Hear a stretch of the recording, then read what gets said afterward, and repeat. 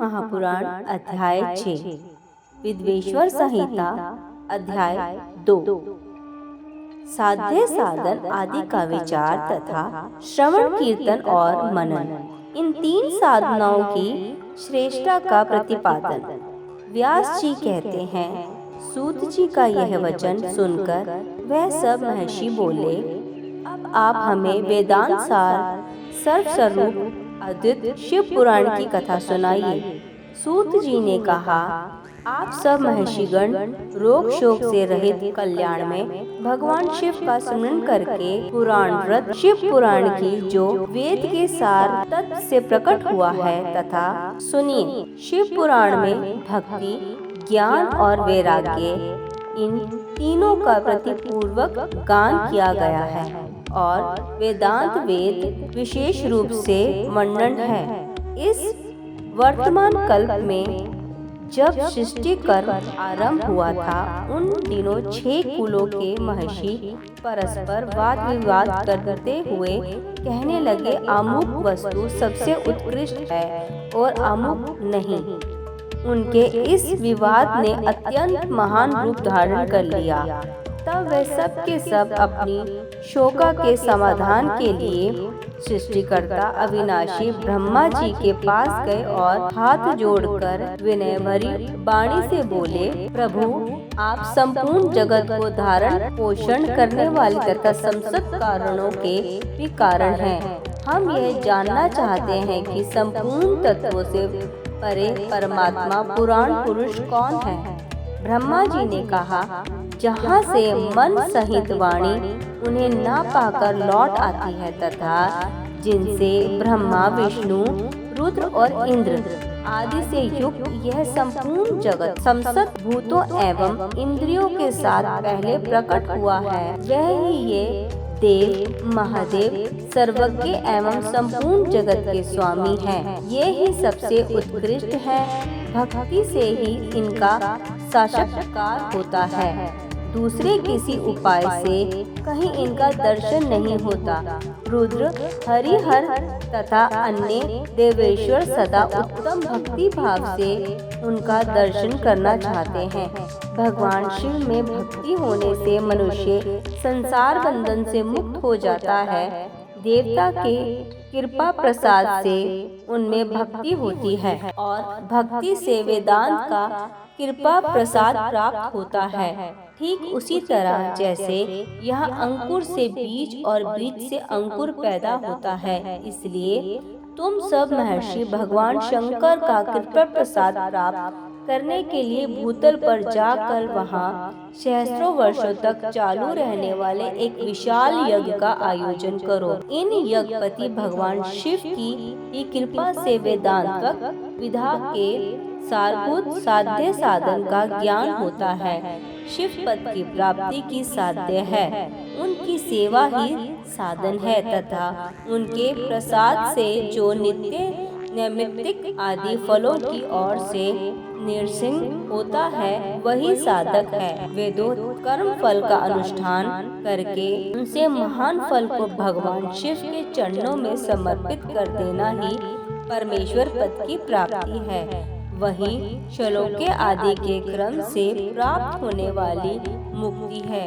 उन पुरुषों की भक्ति के अनुसार उन सबको उत्कृष्ट फल की प्राप्ति होती है।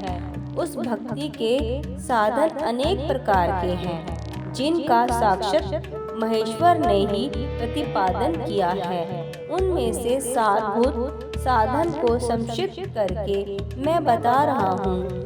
कान से भगवान के नाम, गुण और लीलाओं का श्रवण, वाणी द्वारा उनका कीर्तन तथा मन के द्वारा उनका मनन, इन तीनों का महान साधन कहा गया है। तात्पर्य यह है कि महेश्वर का श्रवण, कीर्तन और मनन करना चाहिए। यह श्रुति का वाक्य हम सबके लिए प्रमाणभूत है। इसी साधन से संपूर्ण मनोरथों की सिद्धि में लगे हुए आप लोग परम साध्य को प्राप्त हो।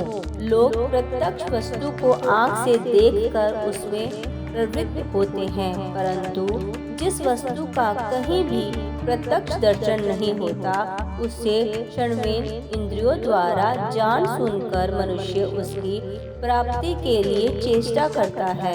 अतः पहला साधन श्रवण ही है।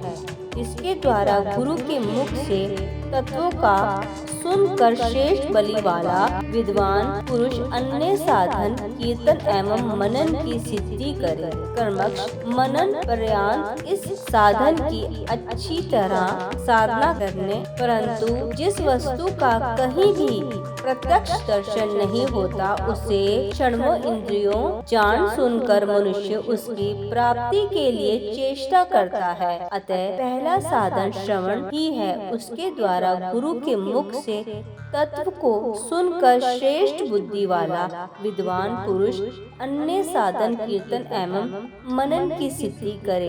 क्रमश मनन पर्यंत इस साधन की अच्छी तरह साधना कर लेने पर उसके द्वारा शौलक्य आदि के क्रम से धीरे धीरे भगवान शिव का संयोग प्राप्त होता है। पहले सारे अंगों के रोग नष्ट हो जाते हैं, फिर सब प्रकार से अलौकिक आनंद की लीन हो जाता है।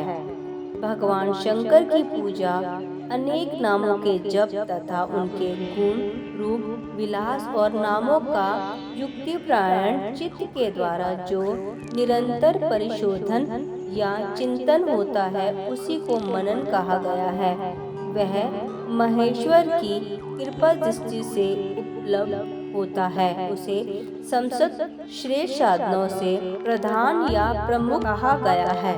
सूत जी कहते हैं, मुनीश्वर, साधन का महत्व बताने के प्रसंग में मैं आप लोगों के लिए एक प्राचीन वेदांत का वर्णन करूंगा, उसे ध्यान देकर आप सुने। पहले की बात है, पराशर मुनि के पुत्र मेरे गुरु व्यास देव जी सरस्वती नदी के सुंदर तट पर तपस्या कर रहे थे। एक दिन सूर्य तुल्य तेजस्वी विमान से यात्रा करते हुए भगवान सनकंद कुमार असक्त वहां जा पहुंचे। उन्होंने मेरे गुरु को वहां देखा। वह ध्यान में मग्न थे, जिससे जागने पर उन्होंने ब्रह्मपुत्र सनकंद कुमार जी को अपने सामने उपस्थित देखा। देखकर वह बड़े वेग से उठे और उनके चरणों में प्रणाम करके मुनि ने उन्हें धैर्य दिया और देवताओं के बैठने योग्य आसन भी अर्पित किया। तब भगवान सनकंद कुमार विनती भाव से खड़े हुए व्यास जी से गंभीर वाणी में बोले, मुने, तुम सत्य वस्तु का चिंतन करो। वह सत्य पदार्थ भगवान शिव ही हैं, जो तुम्हारे साक्षात्कार के विषय होंगे। भगवान शंकर का श्रवण कीर्तन मनन, यह 3 दर साधन कहे गए हैं। यह तीनों ही वेद संसत हैं।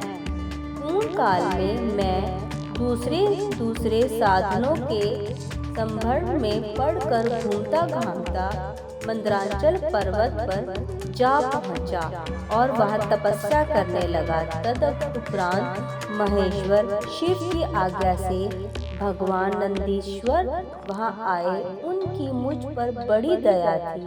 वह सबके साक्षी तथा शिव गुणों के स्वामी भगवान नंदिकेश्वर मुझे स्नेह पूर्वक मुक्ति का उत्तम साधन बताते हुए बोले, भगवान शंकर का श्रवण कीर्तन और मनन, यह तीनों साधन वेद संसत हैं और मुक्ति के साक्षात्करण हैं। यह बात स्वयं भगवान शिव ने मुझसे कही है। अतः ब्राह्मण, तुम श्रवण आदि तीनों साधनों का ही अनुष्ठान करो। व्यास जी से बारंबार ऐसा कहकर अनुगामियों सहित ब्रह्मपुत्र सनकंद कुमार परम सुंदर ब्रह्मधाम में चले गए। इस प्रकार पूर्ण काल के इस उत्तम वेदांत का मैंने संक्षेप में वर्णन किया है।